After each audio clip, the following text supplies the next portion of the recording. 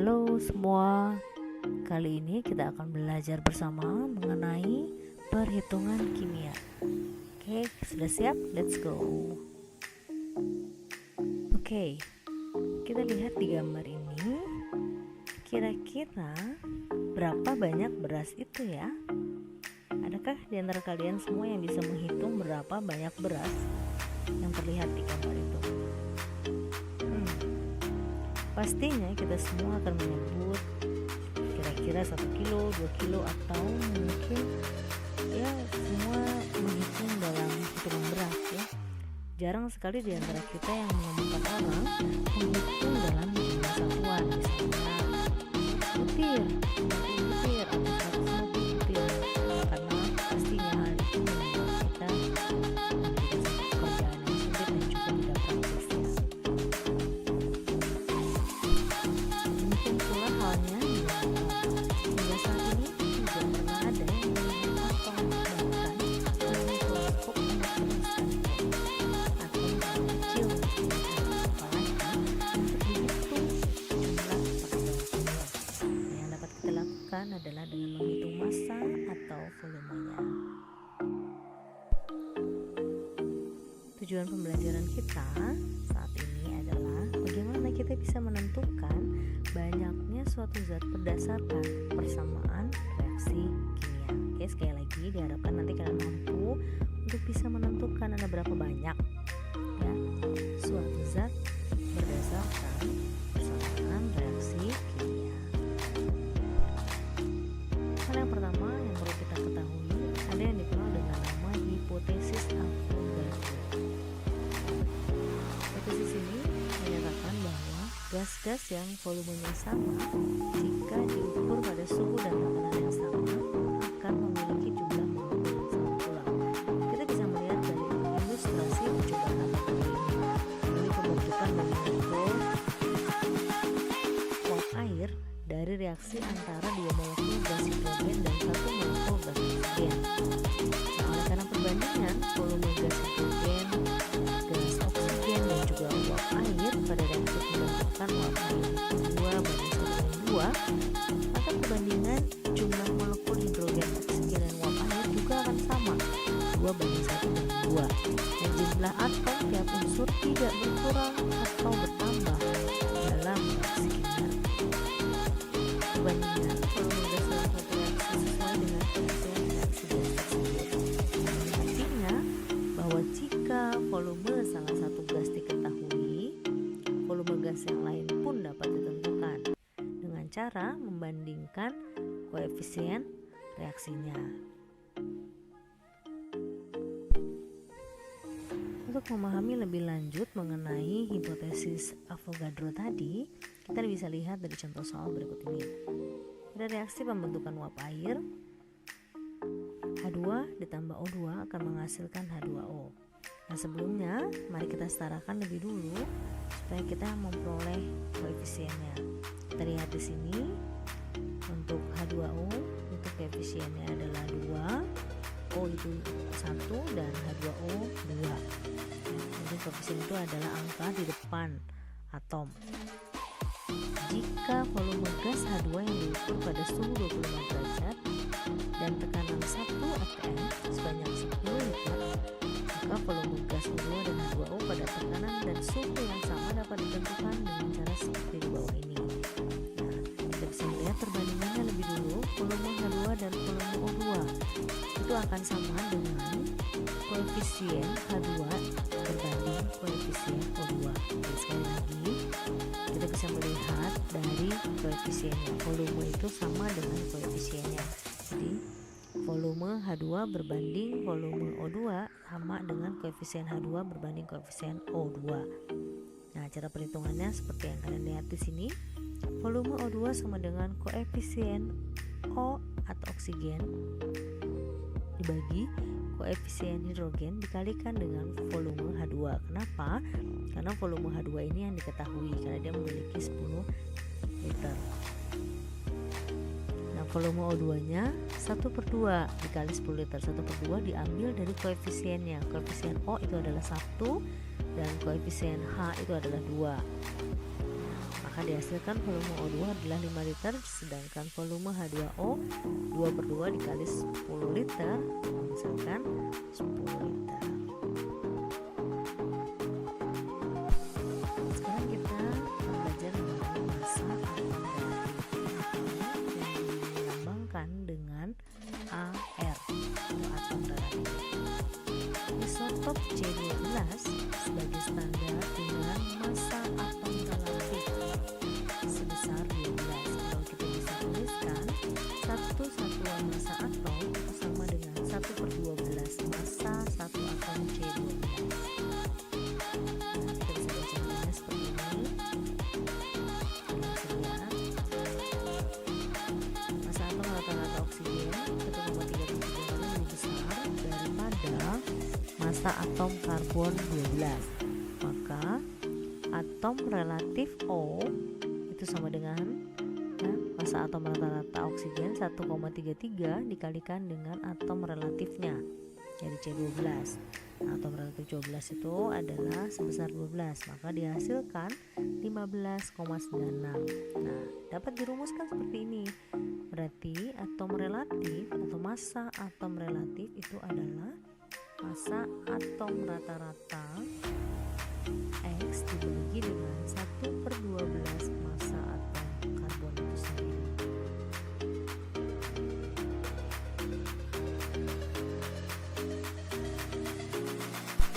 Jika sebelumnya kita sudah menghitung massa atom relatif, sekarang kita akan menghitung massa molekul relatif yang dilambangkan dengan MR.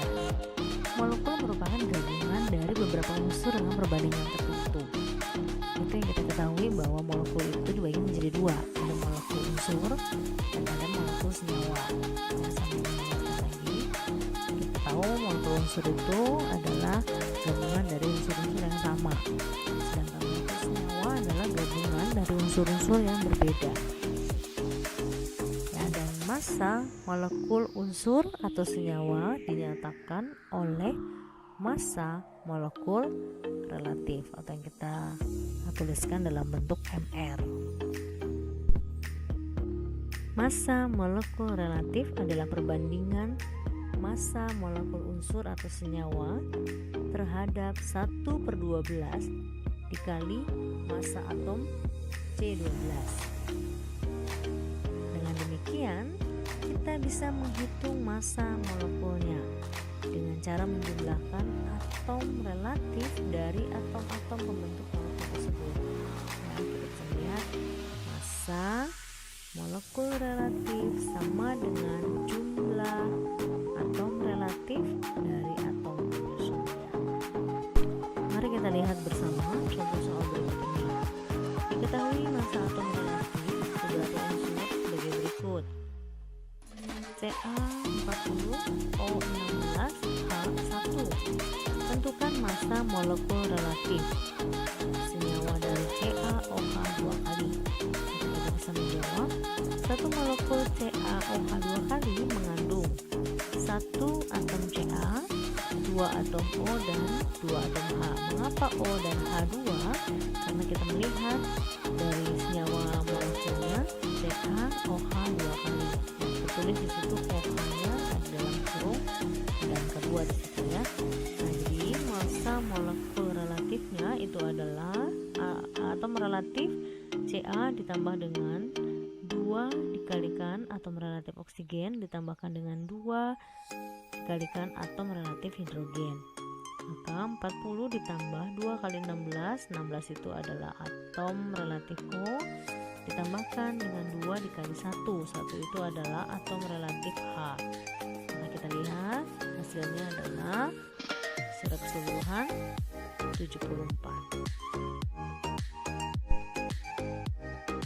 Sekarang kita masuk mengenai konsep mol. Ya, dalam kehidupan sehari-hari, mol dapat dianalogikan sebagai lusin. Jika lusin menyatakan jumlah 12 buah, maka mol dinyatakan dengan jumlah 6,022 dikali 10 pangkat 23 partikel atau kita kenal dengan nama tetapan Avogadro. Jadi tetapan Avogadro ini dalam 1 mol zat mengandung 6,022 dikali 10 pangkat 23 partikel. Supaya lebih jelas, kita lihat contoh soal. Yang pertama, pada 1 molekul air terdapat 6,022 dikali 10 pangkat 23 molekul H2O. Ada berapa atom dalam 1 mol air tersebut? Nah, kita bisa menjawabnya. Dalam 1 molekul air tersusun 2 atom H dan 1 atom O, sehingga dalam 1 molekul air itu tersusun oleh 3 atom. Nah, jadi 1 molekul H2O mengandung 6,022 kali 10 pangkat 23 molekul. Maka 3 atom itu kita tinggal kalikan. 3 dikali 6,022 kali 10 pangkat 23, sehingga dihasilkan 1,806 kali 10 pangkat 24. Ya. Lalu contoh yang kedua, tentukan jumlah atom yang terdapat dalam 0,5 mol belerang. Ya, kita bisa menghitung 0,5 mol belerang itu sama dengan 0,5 mol dikalikan dengan N. Nah, N itu apa? N itu adalah tetapan Avogadro, yaitu 6,022 dikali 10 pangkat 23. Ya, jadi kita tinggal kalikan molnya dengan tetapan Avogadro-nya, sehingga dihasilkan 3,01 kali 10 pangkat 23 atom belerang. Contoh soal yang ketiga, dalam 5 mol asam sulfat tentukan jumlah atom H, S, dan juga O. Nah, kita bisa menjawab jumlah molekul itu sama dengan 5 mol dikalikan dengan N. Ya, kita tahu N itu adalah tetapan Avogadro-nya. 5 mol dikali 6,02 dikali 10 pangkat 23, kita bisa lihat hasilnya. Maka jumlah masing-masing H kita lihat dia memiliki 2 atom, S memiliki 1 atom, dan O memiliki 4 atom. Kita bisa kalikan semuanya dengan tetapan Avogadro-nya, sehingga dihasilkan hasil seperti itu ya. Jadi kita bisa simpulkan jumlah partikel itu adalah jumlah mol dikalikan dengan tetapan Avogadro-nya. Dalam hal ini simbolnya N kecil sebagai jumlah mol dan N besar itu adalah bilangan Avogadro sebesar 6,022 dikali 10 pangkat 23. Apakah ada hubungan antara massa dengan mol? Tentu saja ada. Kita bisa lihat bahwa massa molar itu adalah perbandingan massa dengan mol, ya, sehingga kita bisa hitung massa sama dengan mol dikalikan dengan massa atom relatif atau atom relatifnya yang kita kenal dengan massa molar. Kita lihat contoh seperti ini. Diketahui 6 gram urea atau CONH2 2 kali. Kita hitung masing-masing atomnya ya. Atom relatif H 1, atom relatif C 12, atom relatif N 14, dan atom relatif O 16. Maka kita bisa tentukan mol ureanya dan juga jumlah partikelnya. Kita hitung dulu berapa massa molekul relatifnya atau MR-nya, kita hitung dulu. Nah, kita ketahui sebelumnya bahwa massa molekul relatif adalah jumlah dari atom relatif molekul penyusunnya, ya, sehingga didapatkan MR urea adalah 60. Bisa kita jawab mol urea itu sama dengan massa dibagi dengan massa molekul relatif. Kita dapat menuliskan 6 gram dibagi dengan 60 sehingga dihasilkan 0,1 mol. Lalu jumlah partikelnya, jumlah mol dikalikan dengan tetapan Avogadro-nya sehingga didapatkan 6,02 dikali 10 pangkat 24 molekul. Okay, the next is volume molar atau yang dilambangkan dengan Vm.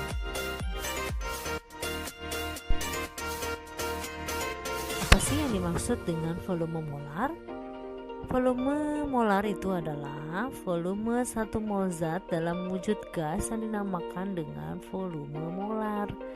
Ya, jadi dalam keadaan standar volume gas itu sebesar 22,4 liter. Oke, bisa paham ya. Jadi sekali lagi, volume molar itu adalah volume 1 mol zat dalam wujud gas. Kita lihat contoh soal berikut ya. Berapa volume gas CO2 yang masanya 22 gram? Diketahui di situ atom relatifnya ya. Nah, jika diukur pada tekanan 1 atm. Seperti sebelumnya, kita harus tentukan dulu massa molekul relatifnya. Nah, jadi kita jumlahkan dari atom relatif CO2 itu sendiri. Ini dihasilkan 44. Maka mol CO2 itu adalah 22 gram dibagi 44. Hasilnya 0,5 mol. Nah, volumenya 0,5 dikali 22,4. Tadi ya volume dalam keadaan standar. Keadaan standar itu berapa? 1 atm. Nah, jadi kita ingat yang dimaksud dengan volume standar itu adalah sama dengan tekanan 1 atm. Jika sebelumnya kita menghitung volume gas dalam keadaan yang standar, kali ini kita akan mencoba menghitung gas yang tidak dalam keadaan standar atau non-STP. Ya, kita akan gunakan beberapa pendekatan. Yang pertama yang kita kenal dengan hukum gas ideal. Nah, dapat dirumuskan tekanan dikalikan dengan volume sama dengan jumlah mol gas dikalikan dengan tetapan gas dan juga suhu mutlak. Nah, tetapan gas ini ditentukan sebesar 0,08205 dan suhu mutlaknya ini harus dalam derajat Kelvin ya. Jadi kalian ubah dulu dalam Celcius sebesar 273 Kelvin. Nah, maka kita bisa menghitung dengan contoh soal ya. Kita lihat, tentukan volume dari 4,4 gram gas CO2 yang diukur pada tekanan 2 atm dan suhu 27 derajat Celcius. Nah, mol CO2 nya itu adalah massa CO2 dibagikan dengan massa molekul relatif dari CO2 itu sendiri, maka dihasilkan 0,1 mol ya, sehingga kita bisa menghitung volume CO2 nya adalah mol dikalikan dengan tetapan gas dikalikan dengan suhunya dibagi dengan tekanan ya, 0,1 dikali 0,082 dikalikan 273 ditambah 27, ini tadi suhunya diubah menjadi Kelvin ya, lalu dibagi dengan 2 atm karena tekanannya 2, sehingga dihasilkan 1,21 liter. Dengan konversi gas pada suhu dan tekanan yang sama, menurut hukum Avogadro, perbandingan gas-gas yang jumlah molnya sama dipastikan dia memiliki volume yang sama juga. Ya, kita lihat perbandingannya, V1 dibagi V2 itu akan sama dengan jumlah mol 1 dibagi dengan jumlah mol yang kedua ya. Kita lihat contoh soalnya ya. Oke, kalian sudah bisa lihat semuanya sudah kita bahas sebelumnya ya. Dihasilkan volume gasnya adalah 12,5 liter. Oke, selanjutnya ini adalah molaritas ya. Banyaknya zat yang terdapat dalam suatu larutan dapat diketahui dengan menggunakan konsentrasi larutan yang dinyatakan dalam molaritas atau simbolnya adalah M ya. Molaritas itu menyatakan banyaknya mol zat dalam 1 liter larutan ya. Kita bisa lihat secara matematisnya, maka penulisan rumusnya adalah molaritas itu sama dengan massa dibagi dengan molekul relatif dikalikan 1000 dibagi volumenya. Kita lihat contohnya ya. Tentukan molaritas jika 4 gram NaOH dilarutkan dalam 2 liter air dan 500 ml air. Kita bisa menjawab massa molekul. Ingat selalu hitung ya. Di sini massa molekul relatif dari NaOH itu adalah 40 ya. Maka molnya 4 dibagi 40, jadi massanya dibagi dengan mR nya dihasilkan 0,1 mol. Maka molaritas untuk 2 liter air dihasilkan seperti ini ya, maka 0,05 mol hasilnya. Begitu pula dengan 500 ml air ya, kalian bisa lihat di sini. Lalu hasilnya adalah 0,2 mol per liter. Jadi di sini kita bisa melihat hubungan antara mol dengan massa, jumlah partikel dan juga volumenya pada STP.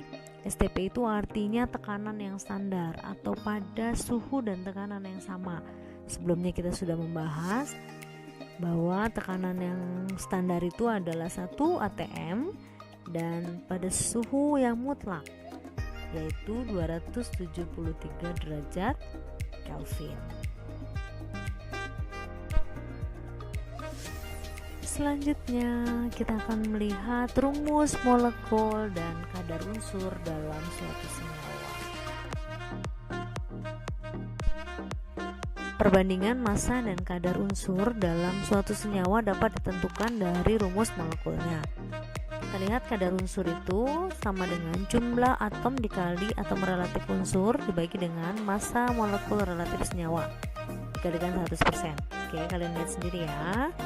Ini contohnya seperti ini. Kita bisa menghitung kadar dari karbon dan juga nitrogen dalam senyawa urea. CONH2 2 kali.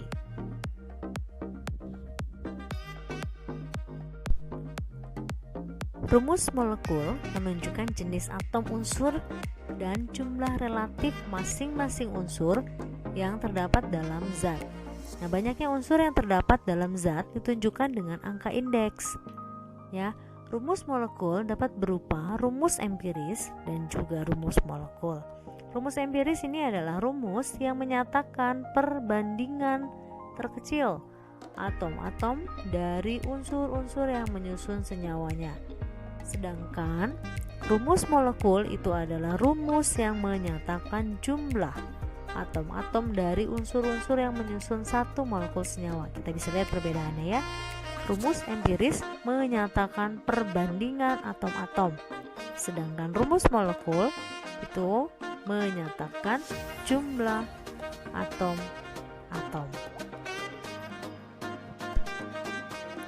Kita dapat tuliskan rumus molekul itu sama dengan rumus empiris dikali N. N itu adalah bilangan bulat. Jadi massa molekul relatif rumus molekul sama dengan bilangan bulat dikali massa molekul relatif rumus empiris. Nah, dalam penentuan rumus empiris dan rumus molekul suatu senyawa, kita bisa lakukan beberapa langkah seperti di bawah ini. Yang pertama, kita cari massa presentasenya dari masing-masing unsur penyusun senyawanya. Lalu, setelah kita dapatkan presentasenya atau persennya, kadarnya, lalu kita ubah menjadi satuan mol. Yang ketiga, perbandingan mol dari tiap unsur itu merupakan rumus empiris. Ingat ya, perbandingan mol itu merupakan rumus empiris. Setelah itu baru kita bisa mencari rumus molekulnya dengan cara tadi, massa molekul relatif rumus unsur itu sama dengan jumlah bilangan bulat dikali dengan molekul relatif rumus empirisnya ya, sehingga dapat dihitung N-nya itu ya.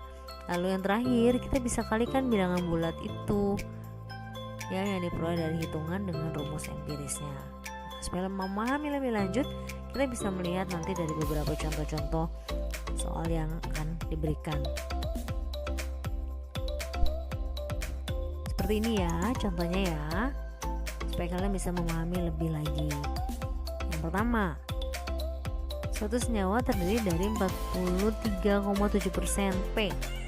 dan 56,3% O. Tentukan rumus molekulnya.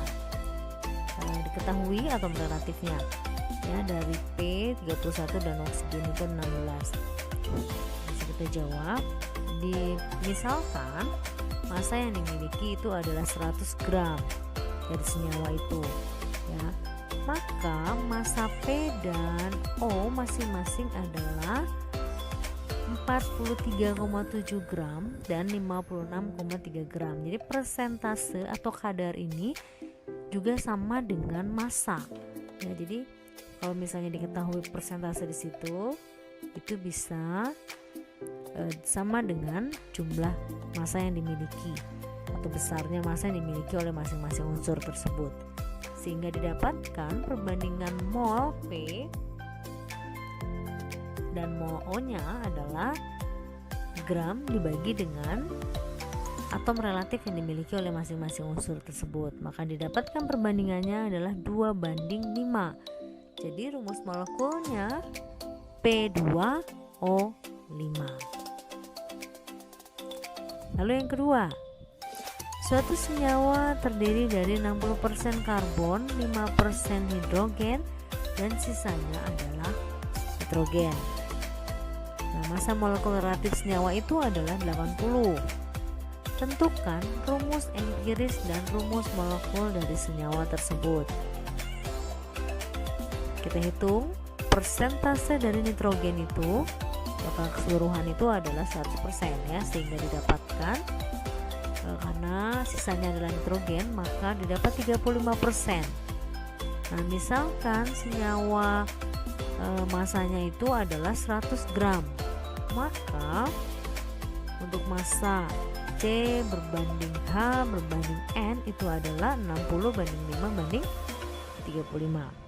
Kita bisa menghitung perbandingan molnya sehingga didapatkan 2:2:1 ya.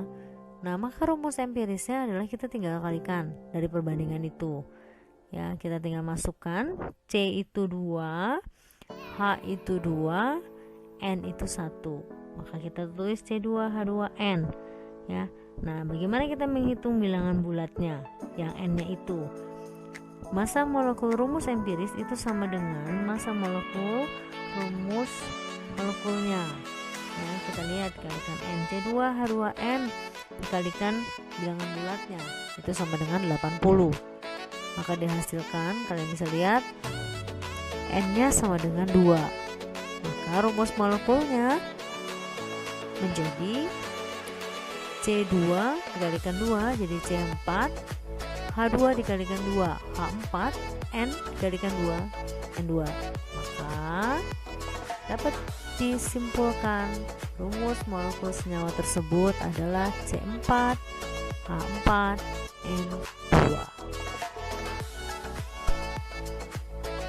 Berikut ini ada beberapa latihan soal yang bisa kalian lihat sehingga kalian bisa lebih memahami apa yang sudah kita pelajari bersama. Oke, selamat berlatih.